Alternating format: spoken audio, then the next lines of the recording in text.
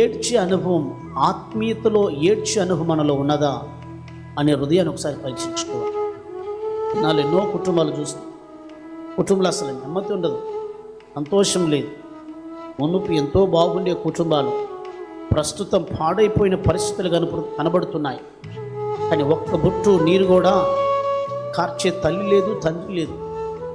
ఒక్క బొట్టు నీరు కూడా దేవుని సన్నిధిలో, యా నా కుటుంబం ఎందుకు ఇలాగైపోయింది, నేను ఎందుకు ఇలాగయ్యాను, ఎందుకు నా స్థితి ఇలాగైంది, ఎంత ఆనందంగా ఉన్నాను, ఎంత హ్యాపీగా ఉన్నాను, ఎంత సంతోషంగా ఉన్నాను, ఇప్పుడు నా జీవితం ఈ దుఃఖము ఎందుకు, ఈ నష్టం ఎందుకు, ఈ బాధ ఎందుకు, ఈ వేదన ఎందుకు, నాకు ఎందుకు ఈ బాధ కలగాలని దేవుని సన్నిధిలో కన్నీరు పెట్టేవారు చాలా తక్కువ. నువ్వు కన్నీరు పెట్టి ఏడవగలిగిన స్థితిలో, ఆత్మీయతతో ప్రార్థన చేయగలిగిన స్థితిలో ఉంటే ఆదరించి అనేకులను దేవుడు నీ దగ్గర పంపుతాడు. అనేకులు ఆదరించే వారు నీతో ఉంటారు. హల్లెలూయా.